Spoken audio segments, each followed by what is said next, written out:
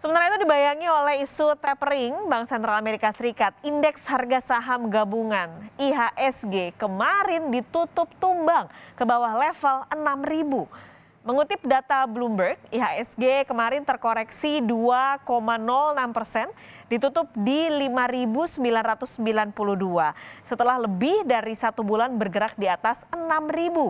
Analis melihat ada beberapa faktor yang menyebabkan IHSG terkoreksi cukup dalam. Selain aksi profit taking, pasar merespon rilis risalah rapat The Fed. Ada penguatan pembahasan soal pembahasan atau pelaksanaan tapering melalui pengurangan pembelian obligasi. Analis menilai pasar tidak perlu bereaksi berlebihan karena proses tapering justru dilatar belakangi oleh pemulihan ekonomi. Investor dapat mencermati emiten dengan fundamental baik.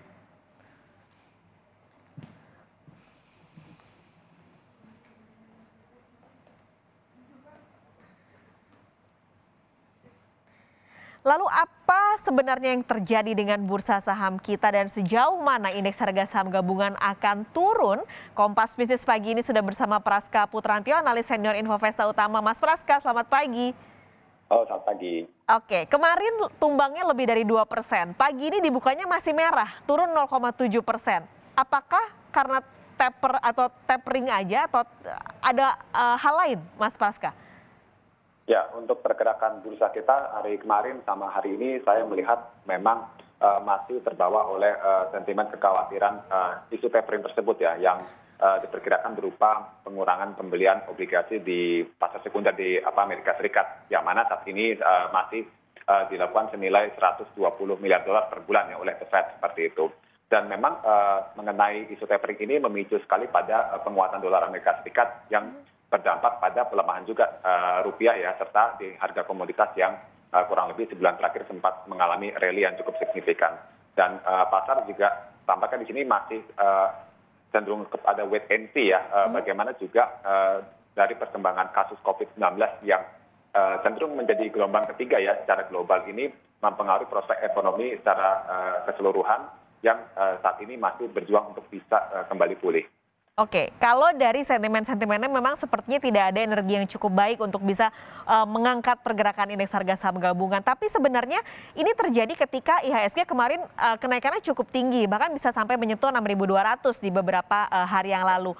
Apakah ini ada faktor masyarakat atau investor ini sudah jenuh beli, Mas Praska? Ya, secara pergerakan IHSG sebenarnya belum terlalu jenuh beli ya, meskipun IHSG sempat menyentuh di level 6.228 seperti itu. Dan saya lebih melihatnya kepada investor lebih kepada mengantisipasi isu tapering ini yang sempat kembali muncul ya, yang dimana sebelumnya itu pernah muncul di bulan Maret karena ekonomi Amerika Serikat ini menunjukkan perbaikan yang cukup signifikan, terutama dari data tenaga kerja serta data pertumbuhan ekonomi di kuartal 2 yang naik cukup signifikan sampai 12%. Oke, karena ada isu tapering lalu juga karena ekonomi membaik, sampai kapan pergerakan indeks harga saham gabungan dengan tren yang turun ini akan terjadi? Ya, menurut saya memang ini masalah isu tapering lebih kepada sentimen jangka pendek ya, yang tidak seharusnya direspon berlebihan. Kenapa? Karena pemulihan ekonomi Amerika Serikat ini jika kasus COVID di sana masih terus berlanjut, ini juga justru sebenarnya mengancam pemulihan di sana dan akan kembali berpotensi kembali memperlambat seperti itu. Dan juga kalau saya lihat di sini sebenarnya kekhawatirannya tidak terlalu berlebihan. Kenapa? Karena dari yield obligasi Amerika Serikat sendiri yang tenor 10 tahun justru malah mengalami penurunan ya, artinya ke level 1,2, artinya tidak berekspektasi atau berimplikasi pada kenaikan suku bunga. Nah, jadi IHSG untuk jangka pendek saya perkirakan tren koreksinya lebih sampai ke level 5.900-an jika terjadi koreksi lanjutan. Oke, 5.900, lalu secara supportnya berapa kira-kira, Mas? Untuk secara support paling rendah sekali itu kita sampai di level 5.760. Tapi saya perkirakan itu kepada level yang terburuk jika sampai memang dikonfirmasi terjadi pengurangan pembelian obligasi. Dalam hal tidak terjadi, maka kita melihatnya justru malah bisa kembali rebound. Kembali rebound ke kira-kira berapa levelnya? Untuk pergerakan IHSG rebound sampai di kisaran 6.108 untuk kembali jangka dalam kurang lebih jangka pendek ini. Oke, jadi masih bisa 6.100, tapi yang paling terburuk itu kalau benar-benar tapering ini dilakukan 6.700-an berarti Mas Praska. Itu levelnya. Tapi untuk sektor-sektornya ini yang paling mudah terpengaruh itu sebenarnya apa sih Mas sektornya? Karena kalau beberapa minggu yang lalu kan perbankan nih sempat tiba-tiba melesat ya, apalagi saham-saham big caps. Apakah itu juga akan terpengaruh ketika isu ini muncul? Ya, untuk sektor yang terpengaruh oleh isu tapering tentu saja dari sektor komoditas ya, terutama sektor energi yang saat ini sempat mengalami penguatan terutama di batu bara seperti itu. Kenapa? Karena dari isu tapering ini yang paling berdampak adalah penguatan dolar yang memicu koreksi pada harga komoditas di pasar internasional. Kemudian juga tentu saja mempengaruhi pada sektor lain seperti transportasi untuk logistik, terutama untuk penguatan komoditas serta perbankan ya. Karena perbankan ini kan orang mungkin melihatnya adalah kalau sampai tapering ini dilakukan, jangka panjangnya biasanya berujung pada kenaikan suku bunga seperti itu. Meskipun saat ini kalau kita lihat harusnya peluang tersebut masih sangat-sangat kecil ya, karena ekonomi belum benar-benar sustain pulih, apalagi ditambah adanya penyebaran varian baru dari COVID ya, Delta di Amerika Serikat itu yang justru kasusnya sekarang kembali naik sampai di atas 140.000. Oke, ini masih banyak faktor yang membuat potensinya tapering ini dilakukan masih dalam jangka waktu yang tidak terlalu dekat. Ini tapi penting buat investor retail. Ini biasanya kalau harganya turun, jadi harus gimana nih? Masuk sekarang kah atau nanti tunggu sampai harganya kira-kira berapa, Mas?